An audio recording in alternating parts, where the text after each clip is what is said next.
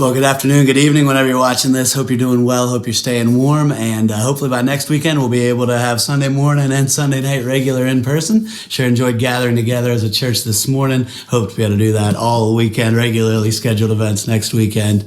But tonight we're going to look at Judges 12. It'll be a fairly short message, fairly short chapter, but some great stuff for us as we look at this idea. Again, Judges 12, feel free to turn there. But this idea, when outside enemies don't destroy you, watch out for enemies from within.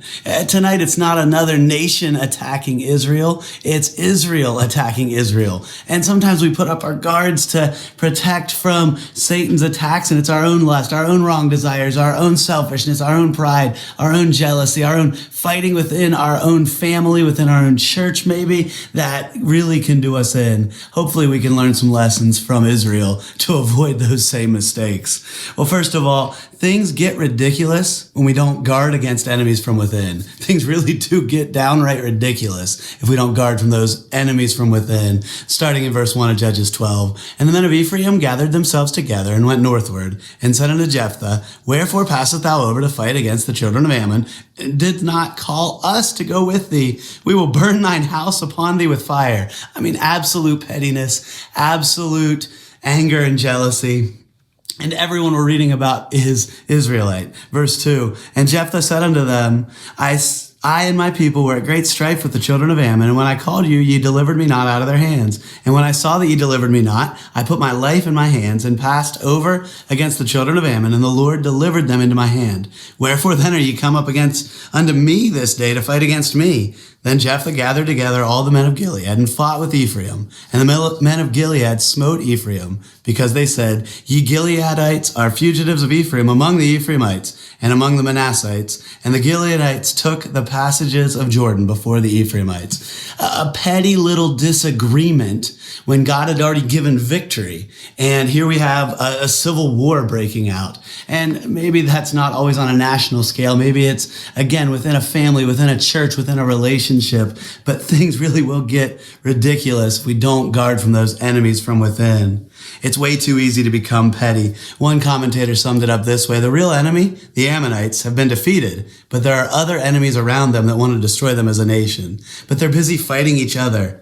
This commentator said, I sometimes feel that Christians fight the wrong enemy when we fight each other instead of fighting Satan and his minions and the ideologies and the principalities and the powers. We turn our swords on one another. How sad. It gets even worse, in my opinion, with this quote. This one really hits hard. Division in the church breeds atheism in the world. Division in the church breeds atheism in the world. Sometimes that salt isn't preserving the culture like it should. Sometimes that light from our lives and our churches and as Christians, it's not shining the way it should. I hope that won't be true of us.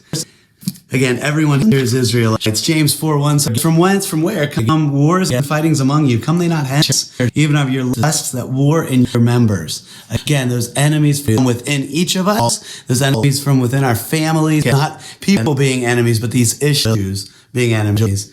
Again, fighting within the family, complaining, not joining in the real battle, wanting the spoils, and critical of those in the battle, those doing more. If we won't listen to reason, it's pretty obvious that we are being unreasonable. The same tribe here, Ephraim, that speaks out against Jephthah and his great victory, is the same tribe that spoke out against Gideon back in Judges 10. Maybe Jephthah doesn't give as good, as wise of an answer as Gideon gave, and battle ensues. But again, Ephraim ends up being at the center of a lot of Israelite rebellion. They needed to deal with those enemies from within.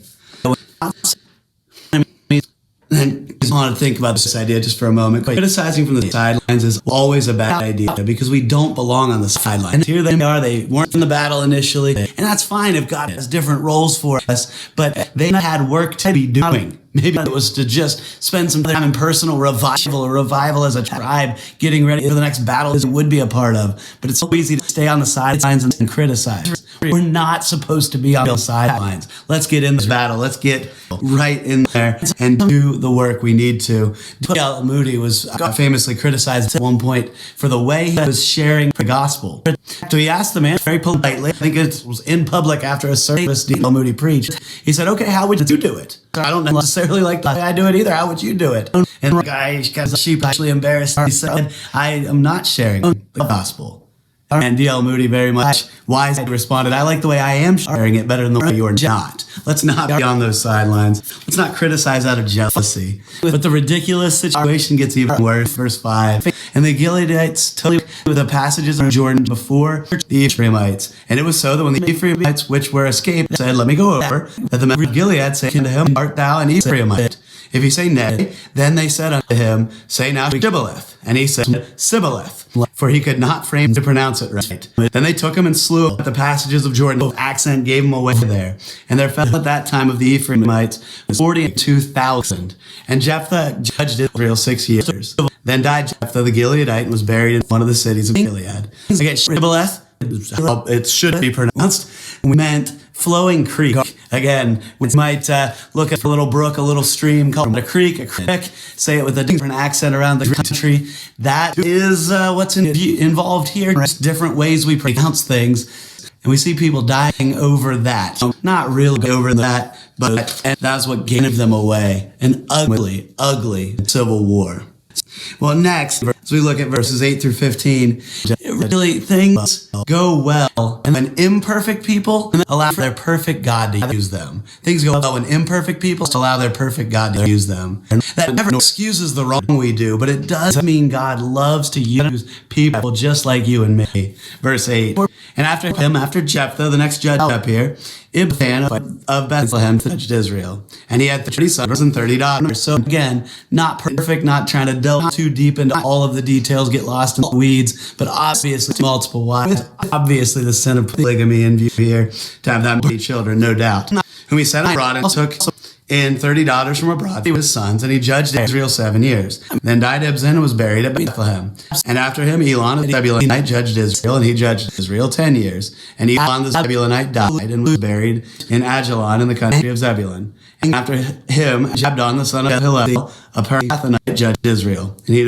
And he had 40 sons and 30 nephews that rode on 70 ass colts or donkey colts there. And he judged Israel 8 years. And Abdon the son of Hillel, the Parathonite, died and was buried in Parathon in the land of Ephraim, in the mount of the Amalekites. So we see, again, pretty obvious there's some polygamy, pretty obvious there's some sin. These are human beings. They're not perfect. And while we hopefully aren't tempted with that sin, we all have some ones we struggle with. But God used each of these individuals in a simple way, but an amazing way. I love this comment.